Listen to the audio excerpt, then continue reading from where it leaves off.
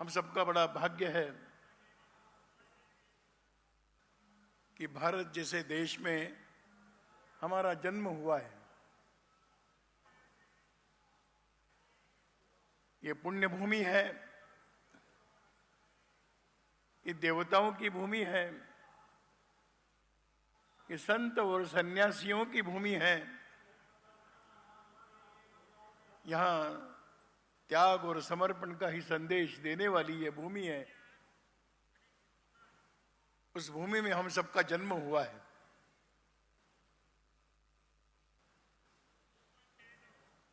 यहां पर बैठे हुए लगभग सभी लोग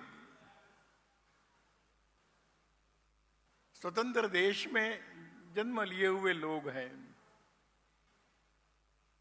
हमारी पुरानी पीढ़ी ने तो अंग्रेजों के गुलामी का अनुभव किया है, पर हम लोग स्वतंत्र देश के नागरिक कहलाने का भाग्य हम सबको मिला है।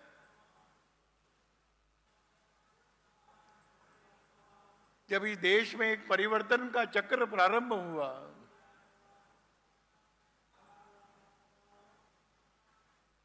और वर्तमान में जो हम परिवर्तन अपने देश का विश्व के मंच पर सम्मान होता हुआ देख रहे हैं, इसके साक्षी बनने का भी भाग्य हम सबको मिला है। सब महात्माओं की मंच पर बैठे हुए सभी महापुरुषों की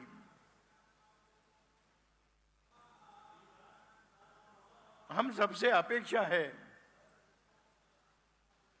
कि हम इस परिवर्तन के मूक साक्षी न बने, इस परिवर्तन को लाने के लिए सक्रिय सहयोगी बने, यह हम सबसे अपेक्षा है। इसीलिए हम सबको इन महापुरुषों का आशीर्वाद प्राप्त है। प्रश्न आता है कि यह हिंदू आध्यात्मिक सेवा दुनिया भर में एक अनावश्यक भ्रम है कि सेवा करने वाले कुछ चयनित लोग होते हैं,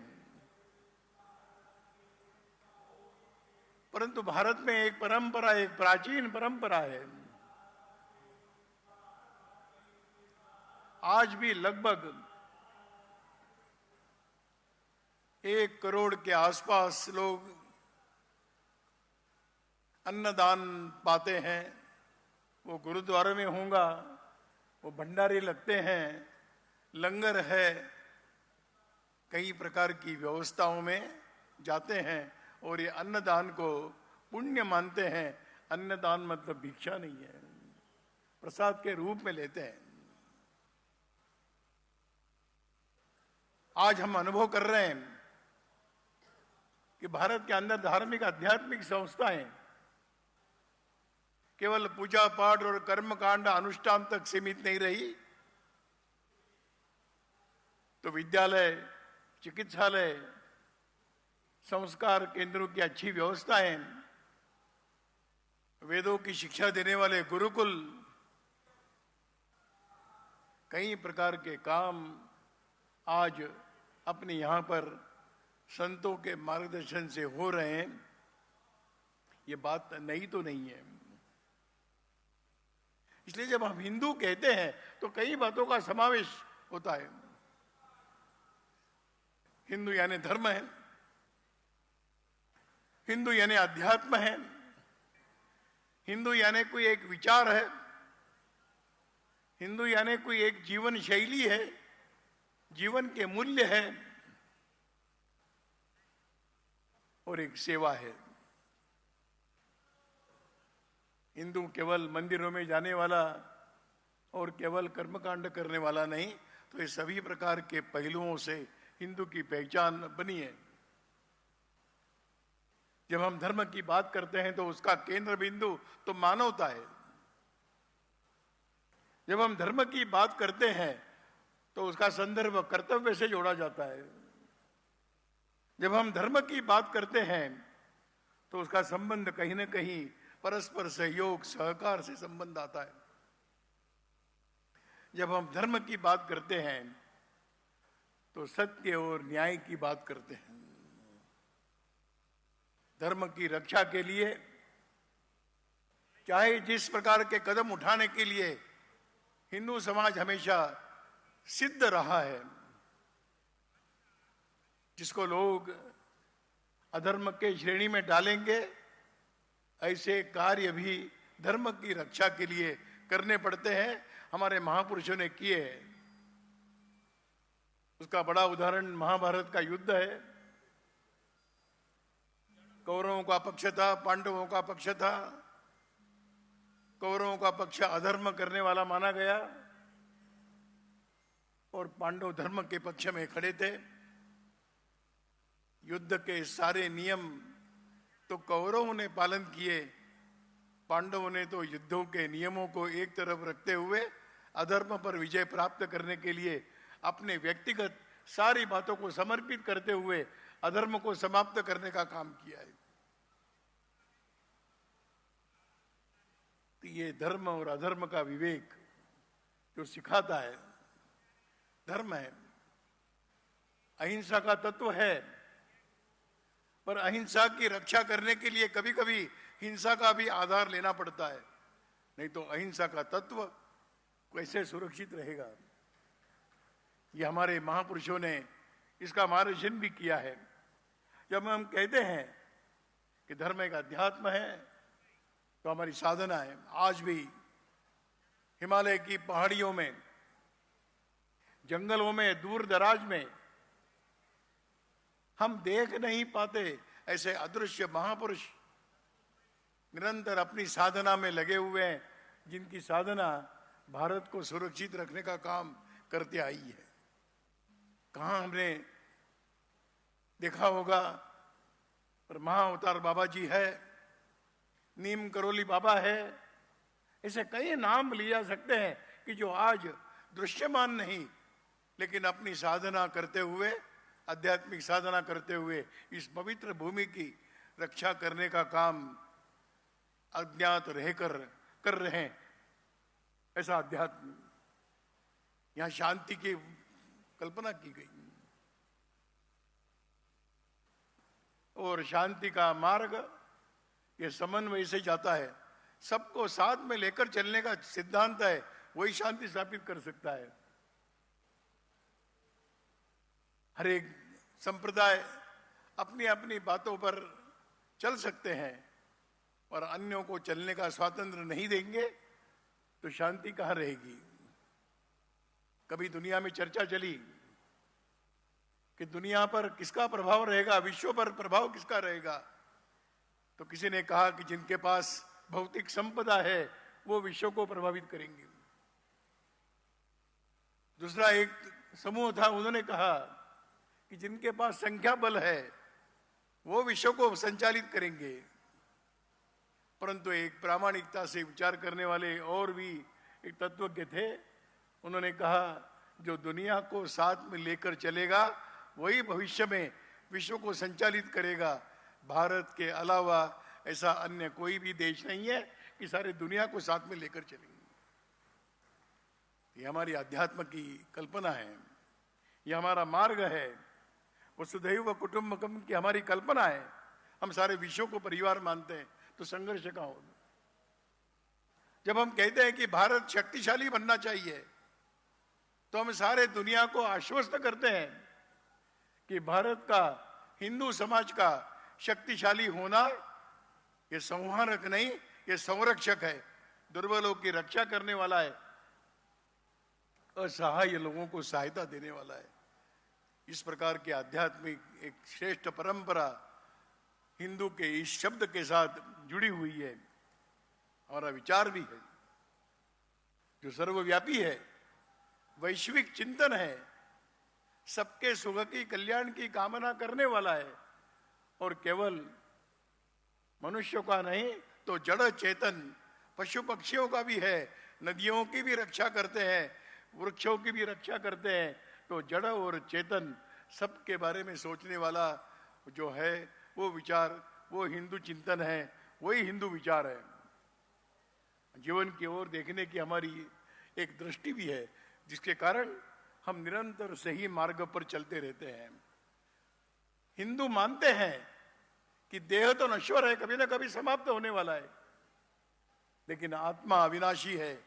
इस आत्मा को साक्षी रखते हुए प्रत्येक कार्य, हर कोई काम इस आत्मा को साक्षी रखते करना है।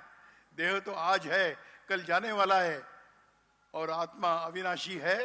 यही एक सिद्धांत हमको आगे बताता है कि बार बार हमें जन्म मिलने वाला है, और हम सब लोग अपेक्षा करते हैं, भगवान से प्रार्थना करते हैं कि हमको बार बार जन्म मिले और इसी भारत भूमि में मिले, इसी विचारधारा के साथ हमारा जन्म हो। इतना विचार, इस विचार को चलने के लेकर चलने वाला हिंदू, और ये वैश्विक, सर्वकालिक, शाश्वत है। हजारों वर्ष पहले भी था, आज भी है, और आने वाले हजारों वर्ष तक इस चिंतन की कभी भी समाप्ति नहीं होगी, क्योंकि ये अमर है। महर्षि अरविंद ने, श्री अरविंद ने कहा कि भारत ये मृत्युंजय भारत है, जिसने मृत्यु पर विजय प्राप्त की है। स्वामी विवेकानंद ने आगे चलकर कहा कि ये मृत्युंजय भारत है, यहां पर रहने वाले सभी अमृत पुत्र है, और अमृत पुत्र जो होते हैं वो कभी समाप्त नहीं होते। अमृत पुत्र ये हमेशा भिन्न भिन्न प्रकार की भूमिका निर्वहन करने के लिए इस भूमि पर आते रहते हैं। हम सबको गर्व है कि हम उस अमृत पुत्र के अंश हमारे अंदर भी, हम उस प्रकार का आनंद अनुभव करते हैं, हम गर्व अनुभव करते हैं। और इसलिए इस प्रकार के इस चिंतन को लेकर चलने वाला ये हिंदू, और इसलिए कुछ मूल्यों पर चलता है। प्रामाणिकता हमारे जीवन का मूल्य है, न्याय हमारे जीवन का मूल्य है, चारित्र्यशील हमारे जीवन का मूल्य है, सेवा हमारे जीवन का मूल्य है, परस्पर सहयोग ये जीवन का मूल्य है। ऐसे मूल्यों पर चलने वाला ये हिंदू समाज, सेवा भी करना स्वाभाविक है। हमारे यहाँ पर जन्म से ही, और माताएं चींटी को भी चीनी डालती है, आटा डालती हैं, गुड़ डालती हैं, दरवाजे पर आई हुई गाय को भी रोटी खिलाते हैं, कौवा आता है उसको भी खाने के लिए खिड़की में कुछ रखते हैं। और गुजरात में तो स्थान स्थान पर पंखी घर है कि जहां पर पक्षियों के लिए दाने डाले जाते हैं। ये किसी ने सिखाया नहीं, ये कोई योजना नहीं है, ये कोई सरकार के द्वारा दिया हुआ नियम नहीं है। तो हमारे रक्त में ही पूर्वापार वर्षों से, परंपरा से हमारे जीवन में आया हुआ यह एक संस्कार है। इसलिए जो मैंने कहा कि हम भाग्यशाली, हमारे भाग्य के इतने सारे लक्षण, हमारे आसपास के रहने वाले मठ मंदिर, मार्गदर्शन करने वाले साधु संत, सेवा के क्षेत्र में अद्वितीय काम करने वाली विविध प्रकार की सामाजिक और धार्मिक संस्थाएं, ये हिंदू समाज की बहुत बड़ी शक्ति। इस शक्ति की अनुभूति इस प्रकार के आयोजनों में होती है। कर्णावती में ये आयोजन परिश्रम पूर्वक हो रहा है, देश के अलग अलग स्थानों पर भी होता है। मैं समझता हूं कि ये हम सबके लिए ऊर्जा देने वाला कार्यक्रम है, दिशा देने वाला कार्यक्रम है, हमें भी इस सन्मार्ग पर चलने की प्रेरणा देने वाला कार्यक्रम है। और जो इसमें सम्मिलित होते हैं सबको विश्वास होता है कि हिंदू समाज भी एक सेवा का बहुत बड़ा श्रेष्ठ कार्य अपने द्वारा हो रहा है। अन्यथा लोग मानते हैं कि ये तो चर्च का काम है, ये तो मिशनरियों का काम है, हम तो केवल पूजा पाठ करने वाले। मैं समझता हूँ कि ये भ्रांत धारणा है, हिंदू समाज की भी दूर हो और हिंदू समाज की ओर देखने वालों को भी एक समझ में आए कि भारत यह अलग प्रकार का, भिन्न विचारों का, भिन्न आचरण करने वाला देश है। यह देश सबके लिए प्रेरणा का केंद्र बनेगा। भारत विश्व गुरु बनेगा। इसका मतलब कोई नेता चार विश्व गुरु नहीं बनेंगे। भारत विश्व गुरु बनेगा तो यहाँ के जन सामान्यों के शैली से बनेगा, जन सामान्यों के कर्मों से बनेगा। नहीं तो श्रेष्ठ महात्मा तो आएंगे ही। अच्छे पुरुष, अच्छे लोग हमेशा निरंतर समाज में रहे हैं, पर जब तक सर्व सामान्य समाज भी उसी ऊर्जा के साथ खड़ा नहीं होगा, तब तक हम विश्व गुरु की, विश्व की अपेक्षाओं की पूर्ति करने के लिए हम कैसे समर्थ बनेंगे।